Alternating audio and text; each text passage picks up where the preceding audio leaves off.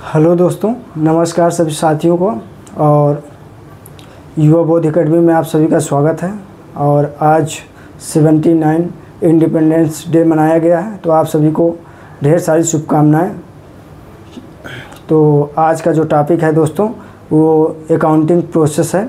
Accounting process के बारे में हम सीखेंगे कि अकाउंटिंग प्रोसेस का जो प्रक्रिया होता है उसको कैसे क्रमबद्ध तरीके से हम उसको सॉल्व करते हैं और कैसे अकाउंटिंग प्रक्रिया को जो है क्रमबद्ध तरीके से उसको रिकॉर्ड करते हैं। एक एक स्टेप बाय स्टेप करके सीखने की ज़रूरत है।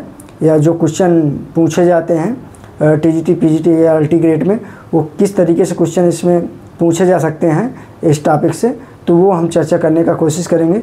तो आइए मिल करके चर्चा करते हैं और समझने का कोशिश करते हैं कि कहाँ से क्वेश्चन पूछने की संभावना रहती है और कैसे कैसे क्वेश्चन पूछ सकते हैं, वो उस पर हम चर्चा करते हैं। तो दोस्तों, लेखांकन प्रक्रिया जो है, अकाउंटिंग इसको प्रोसेस इंग्लिश में बोलते हैं। और लेखांकन प्रक्रिया है क्या? तो लेखांकन प्रक्रिया क्या है कि एक सुव्यवस्थित तरीके से, क्रमबद्ध तरीके से वित्तीय संबंधी लेन देन को रिकॉर्ड करने की प्रक्रिया है, जिसमें हम व्यवसाय से संबंधित जो भी हमारे वित्तीय संबंधी लेन देन होते हैं उनको किस प्रकार से व्यवस्थित क्रम में हम रिकॉर्ड करते हैं ताकि हमारा बुक ऑफ अकाउंटिंग प्रक्रिया कंप्लीट हो सके। ये हम जानने का कोशिश अकाउंटिंग प्रोसेस में करते हैं। तो आइए एक एक की चर्चा करते हैं दोस्तों। जैसे कि सबसे पहले हमारा जो क्रम आता है कि पहचान करना। दोस्तों, पहचान करने का तात्पर्य क्या है? पहचान करने का जो मेन तात्पर्य है वो ट्रांजैक्शन, लेन देन से संबंधित जो हम व्यापार करते हैं उसके जो ट्रांजैक्शन होते हैं उनके पहचान करने से तात्पर्य ये है कि जो भी ट्रांजैक्शन है जिन्हें हम मुद्रा के रूप में मेजरमेंट कर सकते हैं, उन्हीं ट्रांजैक्शन का हम यहाँ पर रिकॉर्ड करते हैं। उन ट्रांजैक्शनों को रिकॉर्ड नहीं कर सकते हैं जिन्हें मुद्रा के रूप में मेजरमेंट नहीं कर सकते। जैसे सपोज दैट मैनेजर का कितना अच्छा उसके गुण हैं, व्यवहार है, कितना अच्छा प्लानिंग करता है, मैनेजमेंट करता है, और कर्मचारियों द्वारा कार्य का कितना अच्छे से संचालन किया जाता है। इसको यदि मुद्रा के रूप में मेजरमेंट नहीं कर सकते, मापन नहीं कर सकते, तो इसको हम बुक ऑफ अकाउंट में रिकॉर्ड नहीं करते हैं। ये कौन सी अवधारणा कहती है? मुद्रा मापन की अवधारणा कहती है। मुद्रा मापन की अवधारणा यही कहती है कि जो वही ट्रांजैक्शन को हम रिकॉर्ड कर सकते हैं जिन्हें मुद्रा के रूप में मापन कर सकते हैं। तो सबसे पहले हम ट्रांजैक्शन देखते हैं, ट्रांजैक्शन का आइडेंटिफिकेशन करते हैं, उनकी पहचान करते हैं कि कौन सा ट्रांजैक्शन का हमको बुक ऑफ अकाउंटिंग में रिकॉर्ड करना है, किसको नहीं करना है। तो सबसे पहले हम यही प्रक्रिया अपनाते हैं। लेन देन देखते हैं, उन सारे लेन देन को जिसमें हमको मुद्रा के रूप में मेजरमेंट कर सकते हैं, माप सकते हैं, उन ट्रांजैक्शन को हम रिकॉर्ड करते हैं। दूसरा नंबर आता है दोस्तों, दूसरे नंबर पर है अभिलेखन। दूसरे नंबर पर क्या है दोस्तों? अभिलेखन। अभिलेखन का मतलब होता है रिकॉर्डिंग करना। या तो हम रिकॉर्डिंग किस में करते हैं? या तो रिकॉर्डिंग हम जर्नल में करेंगे, या तो हम सब्सिडरी में करेंगे, या तो हम जर्नल बुक में करेंगे, या तो हम सब्सिडरी बुक में करेंगे, सहायक बहियों में करेंगे। तो जर्नल बुक के जो नियम सिद्धांत होते हैं, जिसमें उसमें ऑल टोटल 5 कॉलम होते हैं। पहले डेट होता है, फिर पार्टिकुलर होता है, फिर एलएफ होता है, फिर डेबिट होता है, फिर क्रेडिट होता है। तो जो प्रोसेस जो है क्या नाम से जर्नल का रिकॉर्ड करने की एक प्रोसेस होता है, उसको डेट बाय हम क्या करते हैं? जर्नल को रिकॉर्ड करते हैं। यदि हम सब्सिडरी बुक में रिकॉर्ड करते हैं तो सब्सिडरी बुक जो हमारी होती हैं उसी बेस पर हम अलग अलग ट्रांजैक्शन को अलग अलग सब्सिडरी बुक में रिकॉर्ड करते हैं, उसके सिद्धांतों और नियमों को ध्यान में रख करके। जो जिस लेवल का ट्रांजैक्शन है, हमारा लेन देन है, उसके उसी नियम का सिद्धांतों का पालन को ध्यान में रख करके हम सब्सिडरी बुक में क्या करते हैं? रिकॉर्ड करते हैं। तो दूसरा नंबर हमारा जो आता है दोस्तों, अभिलेखन का आता है। फिर इसके बाद आता है दोस्तों, तीसरा नंबर आता है वर्गीकरण। वर्गीकरण का मतलब होता है क्लासिफिकेशन। क्लासिफिकेशन का मतलब होता है कि अलग अलग कैटेगरी में डिवाइड करके उनको जो है पोस्टिंग करना और उनको शेष निकालना, बैलेंसिंग करना। तो जैसे सपोज दैट होता है कि हमारे जो ये क्या बोलते हैं सब्सिडी बुक होती हैं, तो अलग अलग हम ट्रांजेक्शन करते हैं, तो उनको कैसे पोस्टिंग करना है वो अलग अलग में हम क्या करते हैं क्लासिफिकेशन करने हैं, वर्गीकरण करते हैं। जैसे सपोज दैट एक एग्जांपल के तौर पर, जैसे कि हमको अगर किसी चीज़ का डाटा निकालना है, जैसे कि गरीबी, अमीरी और शिक्षित अशिक्षित, ऐसे करके डिफाइन करना है अलग अलग क्षेत्रों में, तो हम अलग अलग चीज़ों को अलग अलग चीज़ क्षेत्र में उसको क्लासिफिकेशन करते हैं, वर्गीकरण करते हैं। तो ऐसे यहाँ पर ट्रांजैक्शन जो होते हैं, वित्तीय संबंधी लेन देन के ट्रांजैक्शन होते हैं बुक ऑफ अकाउंटिंग में, उन्हीं को रिकॉर्ड करते हैं, जो अलग अलग क्षेत्रों के हैं, अलग अलग डिवाइड करके उनको उसी अकाउंट में उनको क्या करते हैं रिकॉर्ड करते हैं। तो इसको अलग अलग क्षेत्रों में क्या कर देते हैं, अलग अलग ट्रांजैक्शन को रिकॉर्ड कर देते हैं। जैसे कैश बुक से संबंधित जितने भी नगद लेन देन होते हैं उनको कैश बुक में हम क्या करते हैं रिकॉर्ड करते हैं। अगर क्रय से संबंधित जो लेन देन है उसको क्रय बही में रिकॉर्ड करेंगे, और जैसे सेल्स से संबंधित है तो सेल्स बुक में, या सेल्स रिटर्न है तो सेल्स रिटर्न से संबंधित बुक में, जो जैसा ट्रांजैक्शन होगा उसको उसी अनुसार हम क्या करते हैं क्लासिफिकेशन करते हैं, और क्लासिफिकेशन करके उसको हम रिकॉर्ड करते हैं। तो ये क्लासिफिकेशन लेजर में करते हैं, और लेजर से फिर उसको खतौनी में पोस्टिंग कर देते हैं। पोस्टिंग करने के बाद शेष निकालते हैं, ट्रायल बैलेंस बना करके हम ये देखते हैं कि हमारी कहाँ क्या त्रुटियाँ रह गए और क्या वास्तव में त्रुटियाँ रह गई, उनको सब समाधान कैसे करना, वो सब हम बैलेंसिंग करके उसका ट्रायल बैलेंस निकाल करके देखने का कोशिश करते हैं, अलग अलग क्षेत्रों से क्लासिफिकेशन करते हैं। फिर इसके बाद आता है दोस्तों सारांश। सारांश में क्या होता है, समराइजेशन इसको इंग्लिश में बोला जाता है। इसमें हम क्या करते हैं कि अलग अलग जैसे जो भी हम ट्रांजैक्शन किए, पहले तो ट्रांजैक्शन की पहचान करें, फिर उसके बाद रिकॉर्ड करते हैं, फिर उसके बाद क्या करते हैं क्लासिफिकेशन करने के बाद हम जो है समराइजेशन करते हैं, सारांश निकालते हैं। सारांश में जैसे हम ग्रॉस प्रॉफिट निकालना अपने व्यापार के बारे में जानना चाहते हैं, ग्रॉस प्रॉफिट के बारे में जानकारी जानना चाहते हैं, तो ग्रॉस प्रॉफिट निकाल करके उसके बारे में, व्यवसाय के बारे में जानना चाहते हैं, या प्रॉफिट एंड लॉस अकाउंट बनाकर प्रॉफिट जानना चाहते हैं, व्यवसाय की वित्तीय स्थिति की क्या स्थिति है, तो प्रॉफिट एंड लॉस अकाउंट बना करके उसको हम जानना चाहते हैं। या बैलेंस शीट, व्यवसाय की आर्थिक स्थिति का जो दर्पण है उसको बैलेंस शीट कहा जाता है। बैलेंस शीट में जो आर्थिक स्थिति को दिखाता है कि लास्ट के एंड में हमारे जो व्यापार हमने कर रहे हैं उसका जो लास्ट के एंड में हम बुक ऑफ अकाउंटिंग में रिकॉर्ड किए हैं, जो लायबिलिटीज़ हैं और जो हमारे एसेट्स हैं उनकी क्या रेशियो, वो कितना किस स्तर पर है, वो जानकारी हम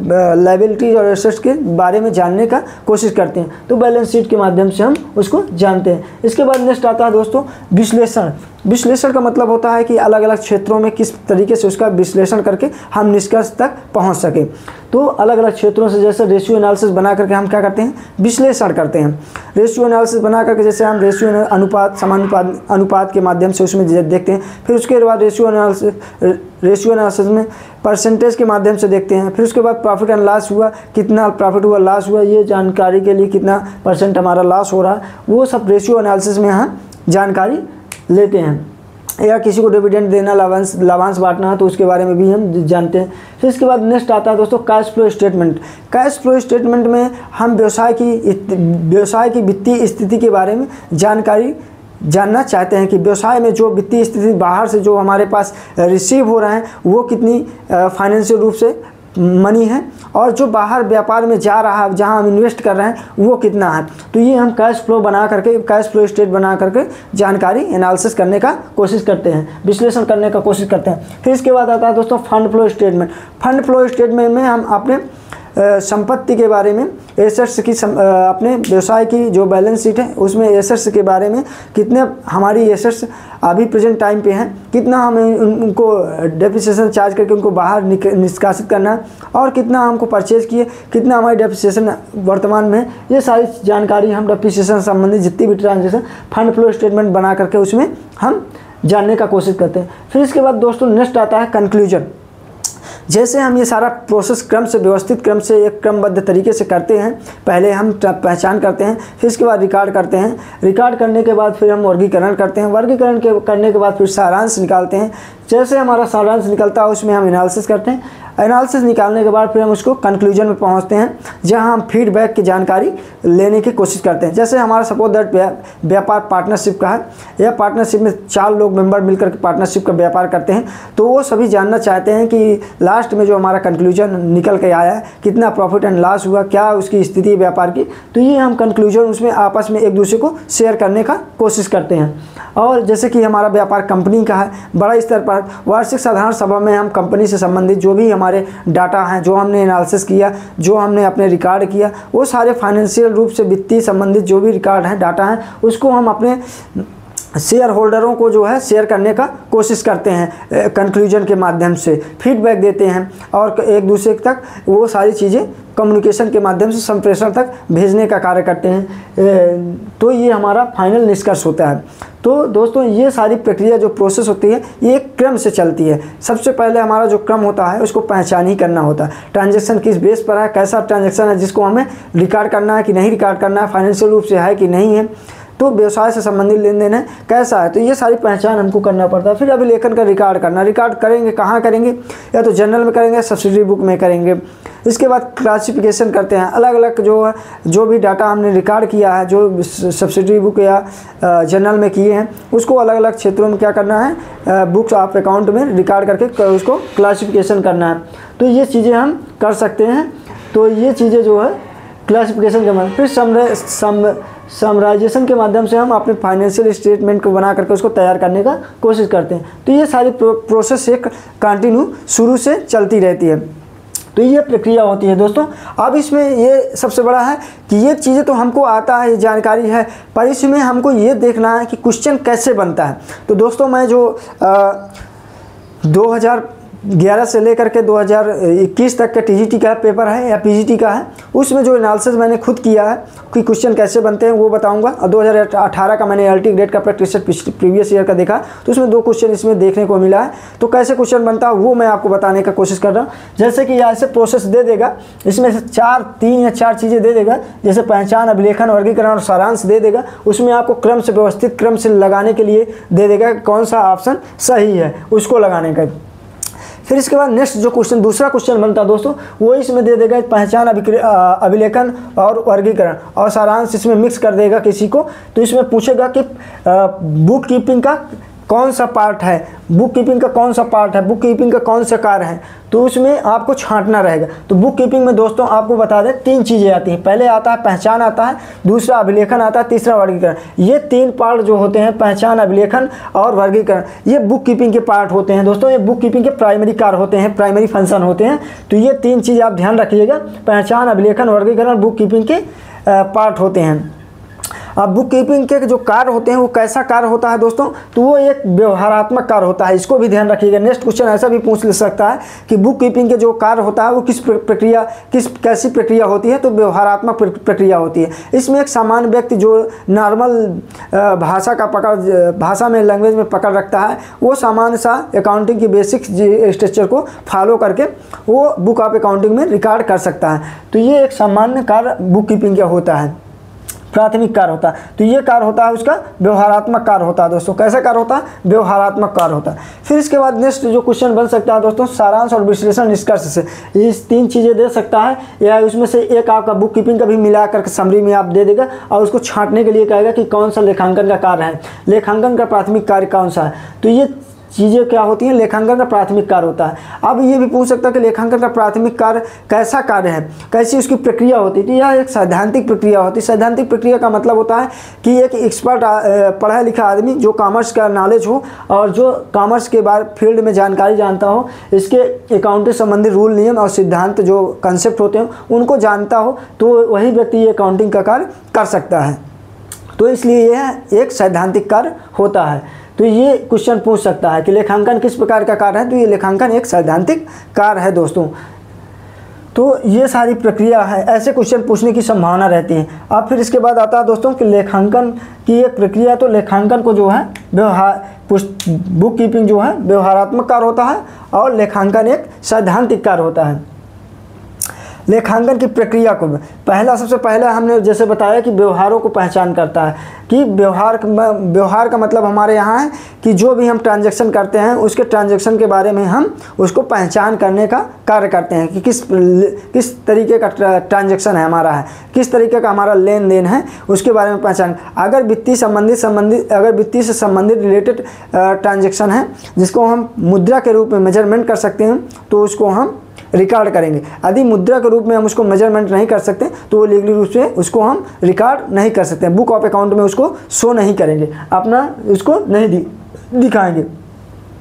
फिर इसके बाद आता है अभिलेखन। अभिलेखन करेंगे तो कहाँ करेंगे, या तो हम जो हमारी जर्नल होती है, जर्नल बुक होती है, उसमें हम या तो अभिलेखन करते हैं या तो हम सब्सिडरी बुक में करते हैं। दो में से एक ही बुक पर हम उसका अभिलेखन करते हैं। तो ये अभिलेखन का प्रक्रिया उसके सिद्धांतों, नियमों, जो भी हमारे अकाउंटिंग जर्नल के जो नियम हैं, उसमें 3 खाते, जो भी खाते होते हैं, जैसे कि आप जानते हैं व्यक्तिगत खाता व वास्तविक खाता होता है, तो जो भी उसके नियम सिद्धांत होते हैं, जो उसके कॉलम होते हैं, उनको ध्यान में रख करके हम जर्नल में रिकॉर्ड करते हैं। तो रिकॉर्डिंग का कार्य करते हैं। अब सब्सिडरी बुक में करते हैं, सब्सिडरी बुक में उसमें हम रिकॉर्ड करने का कार्य करते हैं। फिर इसके बाद आता है वर्गीकरण, खतौनी। खतौनी में क्या करना है, लेजर बना करके हम उसको पोस्टिंग करते हैं और बैलेंसिंग निकालते हैं। ट्रायल बैलेंस के बारे में उसमें जो एरर होती हैं या त्रुटियाँ हो गए उसके बारे में जानकारी हम परिपूर्ण तरीके से समझने का कोशिश करते हैं। और फिर इसके बाद सारांश में आता है दोस्तों, सारांश लेखन या समराइजेशन इसको इंग्लिश में बोलते हैं। तो इसमें हम फाइनेंशियल अकाउंट बना करके अपने व्यवसाय के बारे में, जो भी ग्रॉस प्रॉफिट है, प्रॉफिट एंड लॉस है, आय, इनकम, जो भी एक्सपेंसेस हैं, वो सारे बैलेंस शीट के माध्यम से या जो भी बना करके उसमें बैलेंस शीट जैसे बनाते हैं तो उस बैलेंस शीट के बारे में, व्यवसाय की स्थिति के बारे में जानकारी लेना चाहते हैं। फिर इसके बाद निर्वाचन विश्लेषण, एनालिसिस का मतलब वही रेशियो एनालिसिस बनाकर कैश फ्लो या फंड फ्लो बना करके अलग अलग क्षेत्रों में हम अपने व्यवसाय के बारे में एनालिसिस करने का कोशिश करते हैं कि कहाँ हमें नुकसान होने की संभावना है। रेशियो एनालिसिस से या कैश फ्लो स्टेटमेंट का होता है कि हम व्यवसाय की जो फंड है, कैश से संबंधित रिलेटेड, उसके बारे में जानकारी जानते हैं। फंड फ्लो के स्टेटमेंट का मतलब होता है कि हमारी जो एसेट्स होती हैं, संपत्ति होती हैं, उसके बारे में हम फंड फ्लो के माध्यम से जानने की कोशिश करते हैं कि कितने व्यवसाय में स्थिति क्या है एसेट्स की, वो सारी चीज़ें। तो ऐसे करके हम कंक्लूजन बना करके जो ये निष्कर्ष निकालते हैं और इसको फॉलो करते हैं। तो दोस्तों आप लोगों ने समझा होगा कि क्वेश्चन बनने की संभावना किस तरीके की रहती है और क्वेश्चन कैसे बन सकता है। तो क्वेश्चन मैंने बताया ना कि एक तो आपको क्रम से, फिर से एक बार रिपीट कर रहा हूँ, एक तो आपको क्रम से व्यवस्थित करने के लिए भी पूछ सकता है, या आपको ऐसा डाटा दे देगा, उसमें पूछेगा बुक कीपिंग का कौन सा पार्ट है, कौन सा नहीं है। तो ये चीज़ें बुक कीपिंग में 3 ही चीज़ आता है, पहचान करना, अभिलेखन और वर्गीकरण करना। बहुत लोग तो इसको सही से नहीं व्यवस्थित कर पाते हैं। तो बुक कीपिंग का ये व्यवहारात्मक कार्य होता है और लेखांकन में सारांश, विश्लेषण, निष्कर्ष आता है दोस्तों, ये सैद्धांतिक कार्य होता है। तो अलग अलग चीज़ें पूछ सकता है। तो ये चीज़ें थी, बेसिक था दोस्तों, बेसिक स्ट्रक्चर था अकाउंटिंग प्रोसेस का। तो वो मैं समझाने का कोशिश किया और जैसे क्वेश्चन पूछे जा सकते हैं, जो मैंने प्रीवियस ईयर क्वेश्चन में लगाया है, जो मुझे क्वेश्चन मिले हैं, उस बेस पर मैं इसको समझाने का कोशिश किया। तो दोस्तों इसको एक बार आप लोगों ने अपने नोट्स में या बुक में ज़रूर देखिएगा, समझिएगा। यहाँ से 1-2 क्वेश्चन आने की संभावना है। यदि आप देखना चाहें तो प्रीवियस ईयर क्वेश्चन देखिएगा, तो ये टॉपिक जरूर 100-200 क्वेश्चन आपको मिलेंगे, जहाँ TGT, PGT या LT ग्रेड में कॉमर्स से रिलेटेड। तो ये चीज़ें हैं, ये बहुत बेसिक स्ट्रक्चर है दोस्तों, इसको समझना बहुत ज़रूरी है। तो दोस्तों लाइक और सब्सक्राइब जरूर करिए, अपने दोस्तों तक शेयर जरूर करिए जो कॉमर्स के स्टूडेंट हैं। और जय हिंद दोस्तों।